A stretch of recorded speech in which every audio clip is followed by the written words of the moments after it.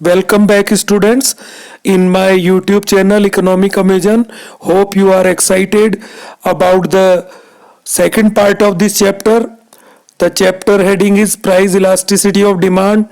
Hope you are enjoying online study. Kindly subscribe my YouTube channel and share it with your friends and relative. Let's start today's part of study. Today we will study of slope of demand curve and elasticity of demand. आपने demand वाले chapter में पढ़ा था slope of demand curve आपको क्या show करता है। वो शो करता है कि जो इन रिलेशन टू प्राइस में जब भी चेंज होता है तो क्वांटिटी में चेंज होता है, क्वांटिटी डिमांडेड में। तो slope of demand curve shows total change in quantity demanded in relation to absolute change in the on price. Absolute change जो है उससे इसका रिलेशन बताता है प्राइस ऑफ कमोडिटी, जबकि इलास्टिसिटी ऑफ जो डिमांड है on the other end shows percentage change in quantity. तो यहाँ पे परसेंटेज चेंज ऐड हो जाएगा in quantity demanded in relation to some percentage change in on price of commodity. अब इसको डायग्राम से आप समझ लें। ये आप डायग्राम देख रहे हैं slope of demand curve and elasticity of demand. O X axis पे आपने क्वांटिटी लिया है, ओ वाई एक्सेस पे प्राइस है। डिमांड कर्व आपके पास ए से बी तक आपको नजर आ रहा है। देन जो इलास्टिसिटी ऑफ डिमांड है, जो स्लोप, इसका फॉर्मूला आपके पास है delta P upon delta Q. ये आपको याद रखना है। तो जब प्राइस आपके पास 30 से 25 कम होता है तो क्वांटिटी डिमांडेड 20 to 30 इंक्रीज हो जाता है। तो यहां अगर आप स्लोप निकालेंगे तो आपके पास डेल्टा पी आपको ऊपर लिखना है। तो ये प्राइस 30 to 25 हुआ है, इट मीन्स 5 अपॉन 10 हो जाएगा। तो इसका मतलब 1/2 या फिर 0.5 कैलकुलेशन इसका आएगा। Now here is the solution जो अभी मैंने किया। अब यहाँ नेगेटिव जो साइन है, relationship between slope of demand curve and elasticity of demand is represented by this formula. यहाँ माइनस आपको इनवर्स रिलेशन का कारण यहाँ लगाया गया। डिमांड और क्वांटिटी में हमेशा इनवर्स रिलेशन रहेगा, ठीक। तो बाय अप्लाइंग दिस फार्मूला अब डेल्टा पी, अब देखें आप यहाँ इलास्टिसिटी में delta Q upon delta P होता है और slope delta P upon Q है। तो इसका मतलब ये एक दूसरे का इनवर्स है। तो आप ये जो फर्स्ट फॉर्मूला है इसको मॉडिफाई करके इस तरीके से भी याद रख सकते हैं। स्लोप ऑफ डिमांड कर्व यहाँ कैलकुलेशन आपको बताई गई है। ऊपर वाला जो ग्राफ था उससे अगर आप निकालते हैं स्लोप ऑफ डिमांड कर्व तो आपके पास क्या आता है, -1/2 जो मैंने अभी ऊपर कैलकुलेट किया था। Now you have to calculate slope. अब इलास्टिसिटी ऑफ डिमांड को निकालेंगे। तो अगर इलास्टिसिटी ऑफ डिमांड निकालेंगे तो ये वैल्यू आपको रखनी पड़ेगी। इसका मतलब आपने इसको कन्वर्ट किया, ये वाला फॉर्मूला लगाया 1 स्लोप। तो 1/2 नीचे चला जाएगा। जब आप इसको रिवर्स करेंगे तो 2 ऊपर आएगा। तो 2 × 30/20 जब आप कैलकुलेट करते हैं देन इलास्टिसिटी आपके पास 3 आएगा। It means you can use this formula to find the elasticity of demand. The chapter is typical, complicated है। You can ask your problem any time in comment box और by making direct contact आप कर सकते हैं। मैंने अपना आपको contact number दिया हुआ। Thus we find that first, while slope of demand curve is simply the ratio. अब इसमें जो पॉइंट निकल के आते हैं fact, while slope of demand curve is simply the ratio of delta P upon delta Q होता है। Elasticity of जो डिमांड है is the multiply of 2 ratios. ये 2 रेशियो का मल्टीप्लाई है। एक तो आपके जो स्लोप है उसका इनवर्स कर लें और एक इनिशियल प्राइस और क्वांटिटी, इन दोनों का मल्टीप्लिकेशन होता है। Here delta Q upon delta P is the inverse of slope, ठीक। सेकंड पॉइंट है in the above illustration slope अपने पास आया था -1/2 show that a change in price by 1 unit in relation to an opposite change in quantity by 2। मतलब quantity पे double असर पड़ेगा। 1/2 का मतलब ये होगा वहां पे। अब प्राइस अगर इसको परसेंटेज से देखते हैं, इलास्टिसिटी ऑफ डिमांड आपके पास 3 आया है। ये ऊपर कैलकुलेशन है, दिख ही रहा है स्क्रीन पे। On the other end shows that the change in price by 1%। Elasticity ये शो करता है कि प्राइस में अगर 1% चेंज होगा तो क्वांटिटी में 3% चेंज होगा। It is very simple to understand. या नोट लगाओ, slope of a straight line demand curve is constant at all point. कोई भी कर्व जो स्ट्रेट लाइन कर्व होगा उसका जो भी स्लोप होगा वो कांस्टेंट रहेगा, मतलब हर पॉइंट पे सेम स्लोप आएगा। But elasticity of demand on a straight line demand curve is different, जबकि इलास्टिसिटी जो है वो हर पॉइंट पे डिफरेंट आएगा एट इट्स डिफरेंट पॉइंट्स। ठीक, स्क्रीन थोड़ा सा रोटेट हो गया, सॉरी। बस इसको सही कर लेते हैं। Now come, slope of straight line demand curve is constant at all its point, but elasticity of demand is on a straight line demand curve is different at different point. We are not elaborating this point further as it is not the part of your syllabus, जो +1 में आपकी नहीं आता है। अब distinct situation of elasticity of demand. अब 2 distinct situations अपने पास होती हैं, जिसमें फर्स्ट जो अपने पास सिचुएशन आएगा, horizontal straight line demand curve and elasticity of demand. ये हॉरिजेंटल स्ट्रेट लाइन कब होगा? जब आपके पास इलास्टिसिटी इन्फिनिटिव हो जाएगा। इन्फिनिटिव का इलास्टिसिटी का मतलब जब स्लाइटली चेंज प्राइस में होता है, थोड़ा बहुत चेंज डिमांड में ह्यूज डिफरेंस ला के रख देता है। जब एक एग्जांपल देते हैं, जैसे पार्ले जी 5 रुपीज का बिस्किट का पैकेट आता है, there are other companies also providing the glucose biscuit in 5 rupees. अगर अब पार्ले जी 1 रुपये अपने पैकेट पे बढ़ाता है, देन ह्यूज लॉस होगा उसको डिमांड में, because perfect substitute is available in the market. So ये केस है इन्फिनिटिव इलास्टिसिटी का। Horizontal straight line demand curve is known as perfect elastic demand curve इसको बोला जाता है। It is a situation when a small change in price of a commodity cause a infinitive change in demand. मतलब कई बार तो demand थोड़ी सी price बढ़ाते ही बिल्कुल गायब हो जाती है मार्केट से। Thus a small rise in the price would lead to zero demand, demand zero तक हो सकता है for a commodity, and this is the situation of perfect elastic demand. अब इसमें आपके पास कर्व कैसा आएगा? Here is the diagram. इस केस में जब भी आपके पास ED is equal to infinitive होगा तो डिमांड जो कर्व आएगा is just parallel to OX access.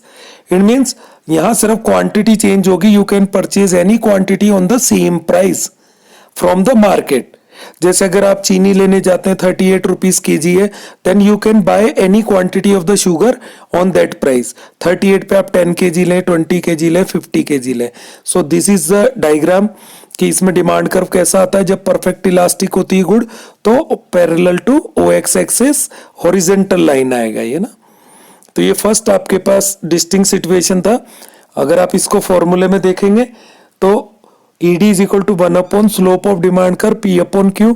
अब क्वांटिटी में जीरो हो जाती है एकदम, तो आप Q की जगह जैसे ही जीरो लिखते हैं तो डिनोमिनेटर में जीरो आते ही पूरे फंक्शन का वैल्यू इन्फिनिटिव आपके पास आ जाएगा। सेकंड सिचुएशन है vertical straight line demand curve and elasticity of demand. Vertical straight line कब आता है? When there is no change in quantity purchase even after change in on price of commodity. अब commodity की price कितनी भी बढ़े या घटे, उसका असर अगर क्वांटिटी डिमांडेड पे नहीं पड़ता है तो ये सेकंड डिस्टिंक्ट सिचुएशन होगा।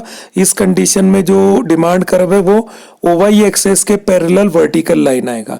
अब vertical straight line demand curve is known as a perfect inelastic. वो परफेक्ट इलास्टिक था ऊपर वाला, परफेक्ट इनइलास्टिक है demand curve. Best example medicine है। मेडिसिन ऐसी चीज है जिसका कि रेट तक आप नहीं पूछते। मेडिसिन कितनी महंगी हो आपको वो लेना पड़ेगा। You can not create less demand when the medicine are costly. So it is the perfect example. Here is the diagram. अब प्राइस में यहां आपके केस में प्राइस 2, 4, 6, 8, 10 कुछ भी होगा, but you will purchase the same quantity 4 पे रहेंगे। This is the second distinct situation in case of price elasticity of demand. तो ये दोनों केस आपको याद रखने, मैंने एग्जांपल इसका मेडिसिन बताया, आप इसको याद रखिए।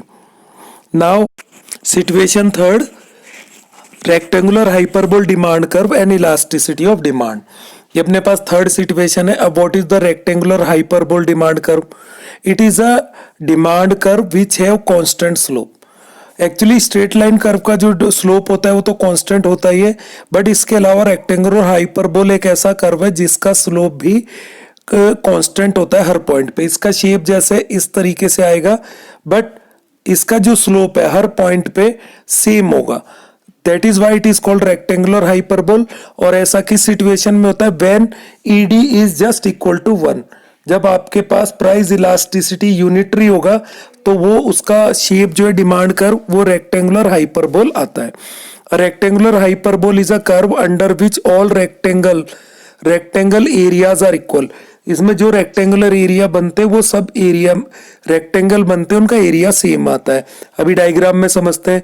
It needs to be noted that each rectangular area under demand curve shows total expenditure, और वो आपको टोटल एक्सपेंडिचर शो करेगा। Let's come to the diagram. ये आपके पास यहां डायग्राम है, यहां एक इंपॉर्टेंट लाइन है, Marshall treat this is a situation of unitary elasticity of demand. मतलब ये सिर्फ यूनिटरी इलास्टिक जब होगा तभी आएगा, अभी मैंने आपको बताया। ये आपके पास डायग्राम है। This curve is called rectangular hyperbole curve है। ये जो दो रेक्टेंगल आप देख रहे हैं ये दोनों का एरिया सेम होगा। एक्चुअली रेक्टेंगल का एरिया क्या होता है, लेंथ इनटू ब्रेथ। तो यहाँ पे आपके पास प्राइस, ये आपका इसका विड्थ हो गया, ये लेंथ, इनका मल्टीप्लाई इसके सेम बराबर आएगा, but only when ED is equal to 1 होगा। तो ईडी इज इक्वल टू 1 होगा तो एरिया ऑफ जो ओपीटीबी अगर आप इसमें ढूंढेंगे तो ओपीटीबी ये पूरा रेक्टेंगल बनता है आपके पास, ये वाला, इसको मैं शेडेड यहां कर देता हूं, ठीक, is just equal to area OP1JE।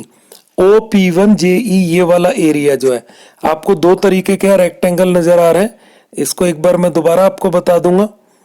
एक तो आपके पास जो बना है डिफरेंट कलर से, आपको मैं बताता हूं एक बार। एक एरिया आपके पास ये है, now the other is this one.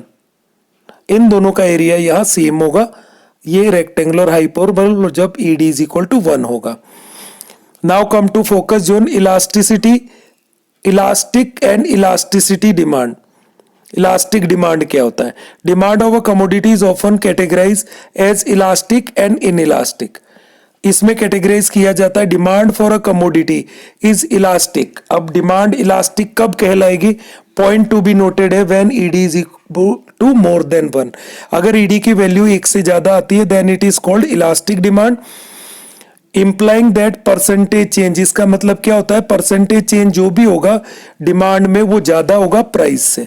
अगर प्राइस 1% बढ़ता है तो उसका डिमांड जो है 1% से ज्यादा कम हो जाएगा, ऑपोजिट चलेगा। इसका ऑपोजिट इनइलास्टिक डिमांड कब होगा, when the value of ED is equal to less than 1। जब ये लेस देन 1 होगा तो इलास्टिसिटी ऑफ डिमांड, इस केस में क्या होगा, जो परसेंटेज चेंज इन प्राइस है वो ज्यादा होगा क्वांटिटी से। मतलब अगर प्राइस में 1% चेंज हुआ है तो क्वांटिटी डिमांडेड में 1% से कम चेंज होगा। तो नाउ इट इज क्लियर। ये कंफ्यूजन रहता है, इलास्टिक डिमांड क्या होता है, जब ईडी का वैल्यू 1 से ज्यादा है, और इनइलास्टिक डिमांड कब होगा, जब ईडी का वैल्यू 1 से कम होता है। Yes, now high order thinking question है दो आपके पास। यहाँ पे फर्स्ट आपके पास जो क्वेश्चन आता है, find on price elasticity of demand.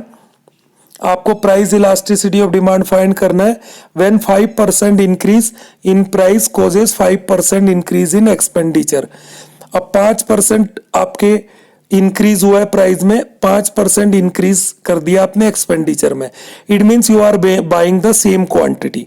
तो it is a situation of zero on price elasticity of demand, क्योंकि आपने क्वांटिटी को चेंज किया ही नहीं है।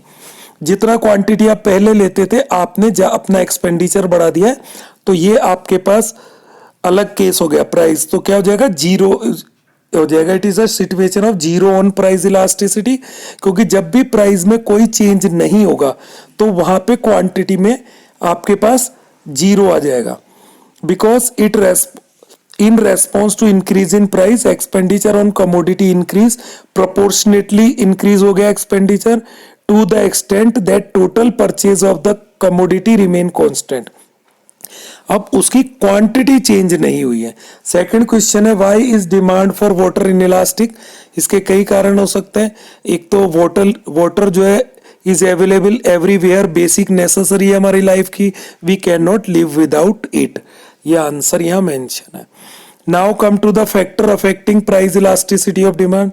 ऐसे कौन से फैक्टर हैं जो कमोडिटी को लेस इलास्टिक या मोर इलास्टिक बनाते हैं? ठीक, फर्स्ट नेचर ऑफ कमोडिटी। अब इसमें तीन कैटेगरी हैं, लग्जरी आइटम होंगे, नेसेसरी आइटम होंगे, ऑर्डिनरी जो भी होंगे। फर्स्ट आता है ऑर्डिनरी, नेसेसरी। लाइक ऑर्डिनरी आता है एक, तो ऑर्डिनरली जो अपने पास है necessaries like salt, kerosene, oil, match box, text book, seasonal vegetable etc, ये हमारे लिए नेसेसरी है। हैव इन इलास्टिक डिमांड, जो चीज नेसेसरी है उसकी डिमांड इन इलास्टिक होगी। लग्जरी आइटम में आते हैं air conditioner, costly furniture, fashionable garment etc, have elastic demand, इनकी डिमांड इलास्टिक होती है बिकॉज जैसे इनकी प्राइस बढ़ती है तो आप इनको पोस्टपोन कर सकते हैं खरीदना। यू कैन इजीली अवॉइड अगर आपकी इनकम भी कम होता है, कुछ होता है। जॉइंटली डिमांड गुड, फिर आता है jointly demand good like bread and butter.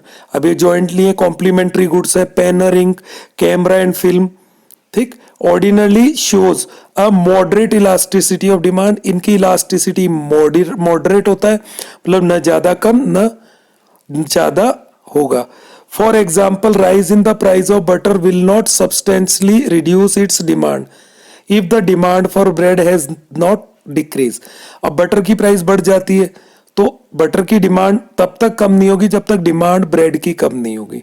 So these are complementary goods. अब पेट्रोल महंगा होता है और आपके पास व्हीकल्स हैं, कार है, बाइक है, स्कूटी है, तो आप पेट्रोल लेना कंटिन्यूटी में रखेंगे, हालांकि पेट्रोल महंगा हो गया। ठीक है, सेकंड जो आता है अपने पास अवेलेबिलिटी ऑफ सब्स्टिट्यूट। अब यह क्लियर है, if the perfect substitute of a good is available तो ज्यादा इलास्टिक होगी। इफ अ परफेक्ट सब्स्टिट्यूट या क्लोज सब्स्टिट्यूट अवेलेबल नहीं है तो लेस इलास्टिक होती जाएगी। Demand for good which have close substitute like tea, coffee being close substitute of each other in relatively more elastic. तो अगर क्लोज सब्स्टिट्यूट है then you can easily avoid to purchase them जब वो costly होते हैं, तो ये more elastic होंगे। Because when price of such good rise the customer have the option of shifting to its substitute, इसके सब्स्टिट्यूट पे जाने का अपने पास ऑप्शन होता है। जैसे बच्चों में चॉकलेट टॉफी आती है तो मैंने अक्सर देखा है अगर कोई जैसे डेयरी मिल्क वगैरह थोड़ी कॉस्टली है तो इसके सब्स्टिट्यूट है, सेम रैपर वगैरह होता है तो वो थोड़े सस्ते आ जाते हैं, तो ये कस्टमर को थोड़ा सा मिसगाइड भी करते हैं। अब दूसरा आता है गुड्स विदाउट क्लोज सब्स्टिट्यूट, ऐसी गुड जिनका क्लोज सब्स्टिट्यूट नहीं है like cigarette and liquor have inelastic demand. इन चीजों का कोई सब्स्टिट्यूट नहीं होता, अगर आपको शराब या सिगरेट के आप एडिक्ट हैं then you have to purchase them. इसके कई रीजन हो सकते हैं। Now come to the third factor, multiple uses. अगर किसी चीज का यूज मल्टीपल है, मतलब वो चीज कई जगह उपयोग में आती है तो लेस इलास्टिक होगी। जस्ट लाइक मिल्क, अब मिल्क से क्या होता है, you can make tea, you can make coffee, you can make sweet dish, you can make milk shake, other things also, then curd बना सकते हैं, लस्सी बना सकते हैं, वॉट एवर में भी, तो ये मल्टीपल यूज होते हैं मिल्क के। सो ऐसी चीजें जो है, electricity at our house, electricity के पंखा चलता है, कूलर चलता है, एसी चलता है, ओवन चलता है, मिक्सी चलती है, प्रेस चलता है, मंदिर में लाइट चलता है, एलईडी टीवी चलेगा, आपका मोबाइल चार्ज करने काम आएगा, हीटर चलता है उससे, देन मल्टीपल यूजेस। तो ऐसी चीजें जो है ये लेस इलास्टिक होती हैं। कुकिंग गैस ले लो आप, तो उसमें भी हर चीज वही, चाय बनाने के लिए, कॉफी बनाने के लिए, दूध गर्म करने के लिए, पानी गर्म करने के लिए, खाना बनाने के लिए, वॉट एवर में भी, तो मल्टीपल यूजेस। तो ऐसी कोई भी चीज जिसका मल्टीपल यूज होता है इज ऑलवेज लेस इलास्टिक। ये होगी पॉइंट नंबर थर्ड, क्योंकि हम इसके यूज को रिस्ट्रिक्ट नहीं कर सकते हैं, ये इंपॉर्टेंट हो जाता है। Accordingly elasticity of demand is high होगा इस केस में। Number 4, postponement of use. अगर आप किसी चीज के यूज को पोस्टपोन कर सकते हैं तो वो क्या होगा, इलास्टिक या लेस इलास्टिक होगा, वो हाई इलास्टिक हो जाएगा, मतलब ज्यादा इलास्टिक होगा क्योंकि आप जो लग्जरी आइटम को पोस्टपोन कर सकते हैं। Demand will be elastic for goods the consumption of which can be postponed. Demand for residential house may be cited as the example. अब रेजिडेंशियल हाउस है, some people do not have enough money to purchase their own house, so वो उसको postpone करके रखते हैं, किराए के मकान में रहते हैं, तो ऐसी चीजें आपके पास क्या हो जाएंगी, इलास्टिक हो जाएंगी। तो this is another factor which affect the elasticity of demand. अब आप हाउस कब लेते हैं? जब रेट ऑफ इंटरेस्ट कम होता है तो आप तुरंत लोन लेके मकान ले लेते हैं, but if the rate of interest is high तो आप पोस्टपोन कर देते हैं इसको। Number 5, income level of buyer. Income level of buyer also affect the price elasticity of demand. Elasticity of demand for a good also depends on the income level of buyer. If the buyer of a good are high end consumer है, वो मतलब बड़े पैसे वाला है, तो उसके लिए हर चीज लेस इलास्टिक होगी, बिकॉज जो उसका मार्जिनल जो यूटिलिटी ऑफ मनी है वो कम हो जाता है वहां पे। If the buyer of a good are high end consumer with high level of income, they will not care for the price, तो प्राइस की केयर नहीं करते हैं। Accordingly, elasticity of demand is expected to be low. Example, demand for luxury cars. अब car अक्सर महंगी आती हैं फिर भी बिकती है, मल्टी बिलियनियर जो है वो लोग खरीदते हैं। On the other end, if income level of buyer is low, elasticity of demand is expected to be high. अगर आपकी इनकम लेवल कम है तो हर चीज की आपके लिए इलास्टिसिटी हाई होगी। जैसे उसकी थोड़ी बहुत प्राइस बढ़ती है तो आप उसकी क्वांटिटी या तो कम लेंगे या फिर आप उसके सब्स्टिट्यूट पे चले जाते हैं। एग्जाम्पल है demand for small cars by the middle class. अगर स्मॉल कार जैसे टाटा नैनो वगैरह आती है, इसकी प्राइस बढ़ती है तो उनकी डिमांड पे ज्यादा असर पड़ता है। बट जैसे टोयोटा वगैरह, सफारी, एक जो BMW कार आती है, इनकी प्राइस बढ़ने पे इनकी डिमांड पे इतना असर नहीं पड़ता, because they are purchased by high end consumer, high level income पे खरीदी जाती है। Number 6, habit of consumer. If you are habitual about some goods just like cigarette, liquor, ETC, तो वो इनइलास्टिक हो जाएंगी। Goods to which consumer become habitual, addicted, will have inelastic demand, तो inelastic हो जाएगा। अब शराब पीना है, आदमी चोरी करके लायक न, जो भी नशा करता है, आजकल बॉलीवुड में वो गांजे का पता चल रहा है, तो जब आप एडिक्ट हो जाते हैं then you have to purchase them of any cost. तो आप कुछ भी करें, चोरी करें, डाका डालें, इनको खरीद के रहते हैं चाहे इनकी प्राइस कितनी ज्यादा हो। सो ये इनइलास्टिक हो जाती हैं इस केस में। Number 7, proportion of income spend on commodity. अब ये एक यूनिक पॉइंट आता है, आपके पास मंथली जो भी इनकम आता है, if you are spending a small part of your income on commodity, तो वो लेस इलास्टिक हो जाएंगी, just like boot polish, toothpaste. अब ये क्या होता है, एक बार इनको खरीदना महीना भर चलती हैं, तो अगर इनकी प्राइस बढ़ती भी है तो आप इनकी डिमांड को कम नहीं करते हैं, या प्राइस इनकी कम होती है तो डिमांड नहीं बढ़ाते हैं, तो वो इनइलास्टिक रह जाती हैं। But if you are spending a small part of your income on those goods, जिन चीजों पे आप कम हिस्सा खर्च करते हैं, goods on which consumer spend small proportion of their income will have inelastic demand. Example, toothpaste, boot polish, newspaper, needle. घर में आने वाली सुई है, न्यूज़पेपर है, boot polish, toothpaste. On the other hand, goods on which the consumer spend large proportion, जिन पे large proportion खर्च करते हैं, वो ज्यादा इलास्टिक होंगे। अब एजुकेशन पे बहुत खर्चा होता है, स्कूल वाले फीस बढ़ा देते हैं तो पेरेंट्स को ऑब्जेक्शन होता है। कोरोना में वैसे ही स्कूल फीस पे काफी कोर्ट में फैसला गया हुआ है। So there are many example to understand this point. Number 8, price level. A price level is another important factor which affect the elasticity of demand. Elasticity of demand also depends upon the level of the price of a concerned commodity. Elasticity of demand will be high at high level of price. अगर किसी commodity का general price level 30-40 है, but अचानक high चला जाता है 80 तक, जैसे ओनियन प्राइस 80 चला जाता है, देन तो वो ज्यादा इलास्टिक होंगी, because consumer can wait for the low price. उनको पता है कुछ टाइम बाद ये लो प्राइस पे आ जाएगा of commodity at the lower level of price. तो इलास्टिसिटी और डिमांड क्या होगा, विल बी हाई होगा, हाई लेवल प्राइस होगा तब हाई होगी इलास्टिसिटी, लो लेवल प्राइस पे लो इलास्टिसिटी होती है। Number 9, it is the last point of the factor which affect the elasticity. Demand is inelastic in short period. Short period में वो inelastic रहता है। अगर आपको पता है ये प्राइस 1-2 दिन के लिए बढ़ा है तो वो इनइलास्टिक होगा, आप 1-2 दिन महंगा ले लेंगे। बट आपको पता है लॉन्ग पीरियड तक सेम प्राइस हाई बना रहता है, then you will create less demand for it. तो टाइम पीरियड अगर शॉर्ट होता है तो लेस इलास्टिक होगा वो कमोडिटी, और अगर लॉन्ग पीरियड की बात करें तो वो ज़्यादा हाई इलास्टिक हो जाएगा। Demand is in elastic in short period and elastic in long period. तो आपको ये पॉइंट याद रखना है time period. This is the end of this chapter. एक लास्ट पैराग्राफ है जिसको मैं पढ़ देता हूँ briefly. Goods with multiple uses carrying a high price tags and having a large number of close substitute tend to show higher elasticity। तो ऐसी जो चीजें कैसी जिनका मल्टीपल यूज है, carrying a high price tag जिन पे होता है, या large number of close substitute है तो इनका इलास्टिसिटी हाई होता है।